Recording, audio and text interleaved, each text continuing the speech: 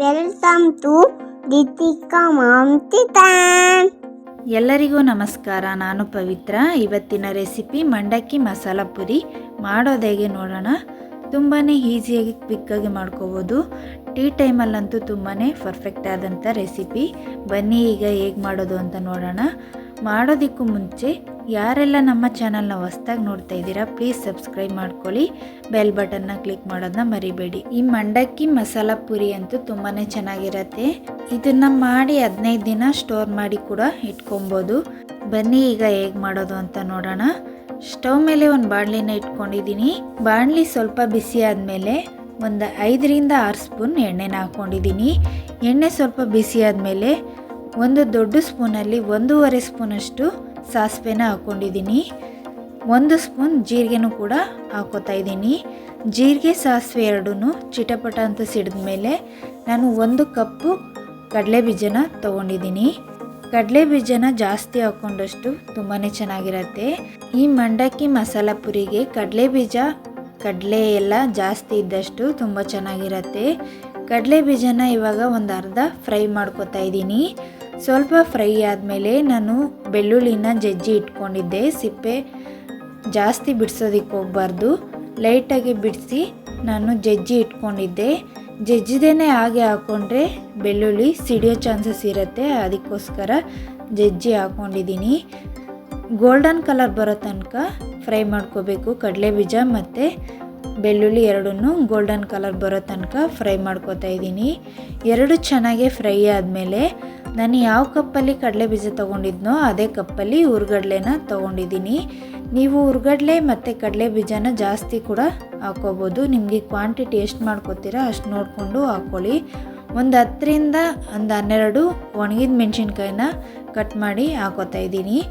ನಾನು ಜಾಸ್ತಿ ಮಾಡ್ತಾ ಇರೋದ್ರಿಂದ ಸ್ವಲ್ಪ ಜಾಸ್ತಿ ಇಂಗ್ರೀಡಿಯೆಂಟ್ಸ್ ಹಾಕ್ಕೊಂಡಿದ್ದೀನಿ. ಕಡಿಮೆ ಮಾಡೋರು ಕಡಿಮೆ ಇಂಗ್ರೀಡಿಯೆಂಟ್ಸ್ ಹಾಕ್ಕೊಂಡು ಮಾಡ್ಕೋಬೋದು. ಸ್ವಲ್ಪ ಕರಿಬೇವನ್ನ ವಾಶ್ ಮಾಡಿ ಇಟ್ಕೊಂಡಿದ್ದೆ, ಅದನ್ನು ಕೂಡ ಹಾಕೋತಾ ಇದ್ದೀನಿ. ಇವಾಗ ಚೆನ್ನಾಗಿ 1-2 ನಿಮಿಷ ಫ್ರೈ ಮಾಡ್ಕೋಬೇಕು. ಇದೇ ರೀತಿ ನೀವು ಒಂದ್ಸಲಿ ಮಂಡಕ್ಕಿ ಮಸಾಲ ಪುರಿನ ಟ್ರೈ ಮಾಡಿ ಹೇಗೆ ಬಂತು ಅಂತ ನನಗೆ ಕಮೆಂಟ್ಸ್ನಲ್ಲಿ ತಿಳಿಸಿ. ಯಾವುದಾದ್ರೂ ಹೊಸ ರೆಸಿಪಿ ಬೇಕು ಅಂದ್ರೂ ಕೂಡ ಕಮೆಂಟ್ಸ್ನಲ್ಲಿ ತಿಳಿಸಿ, ಆದಷ್ಟು ಬೇಗ ಅಪ್ಲೋಡ್ ಮಾಡ್ತೀವಿ. 1-2 ನಿಮಿಷ ಫ್ರೈ ಮಾಡ್ಕೊಂಡಿದ್ದಾಗಿದೆ. ನಾನು ಚಿಲ್ಲಿ ಪುಡಿನ ತೊಗೊಂಡಿದ್ದೀನಿ. ಅಚ್ಕಾರದ ಪುಡಿನ 1.5 ಸ್ಪೂನಷ್ಟು ತೊಗೊಂಡಿದ್ದೀನಿ. ನಿಮಗೆ ಖಾರಕ್ಕೆ ತಕ್ಕಷ್ಟು ನೀವು ನೋಡಿಕೊಂಡು ಹಾಕೋಬೇಕಾಗುತ್ತೆ. ಖಾರ ಜಾಸ್ತಿ ತಿನ್ನೋರು 2 ಸ್ಪೂನ್ ಹಾಕೋಬೋದು. ನಾನು 1.5 ಸ್ಪೂನ್ ಹಾಕ್ಕೊಂಡಿದ್ದೀನಿ. ಒಂದು ಅರ್ಧ ಸ್ಪೂನಷ್ಟು ಅರಶಿನ ಪುಡಿನ ಹಾಕ್ಕೊಂಡಿದ್ದೀನಿ. ನಾವು ಪೌಡರ್ಗಳನ್ನ ಹಾಕಿದ್ಮೇಲೆ ಫ್ಲೇಮ್ನ ಲೋ ಫ್ಲೇಮಲ್ಲಿ ಮಾಡ್ಕೋಬೇಕು, ಇಲ್ಲಾಂದರೆ ನಾವು ಹಾಕಿರುವಂಥ ಪೌಡರೆಲ್ಲ ಸೀದೋಗುತ್ತೆ. ರುಚಿಗೆ ತಕ್ಕಷ್ಟು ಉಪ್ಪನ್ನು ಹಾಕಿ ಮಿಕ್ಸ್ ಮಾಡ್ಕೋಬೇಕು. ಆದಷ್ಟು ನಾವು ಲೋ ಫ್ಲೇಮಲ್ಲೇ ಮಿಕ್ಸ್ ಮಾಡ್ಕೋಬೇಕು. ಮಿಕ್ಸ್ ಮಾಡ್ಕೊಂಡಿದ್ದಾದಮೇಲೆ ನಾನು ಸ್ವಲ್ಪ ಹಿಂಗನ್ನು ಸೇರಿಸ್ಕೊತಾ ಇದ್ದೀನಿ.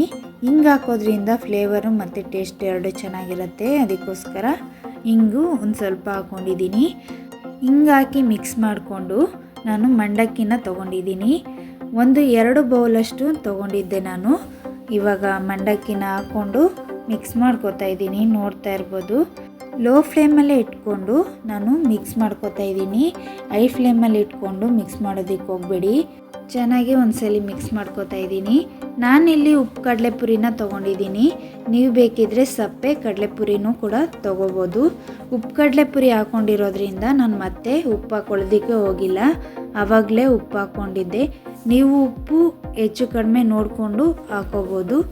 ನಾನು ಮತ್ತೆ ಹಾಕ್ಕೊಳ್ಳೋದಕ್ಕೆ ಹೋಗಿಲ್ಲ, ಸರಿ ಇತ್ತು.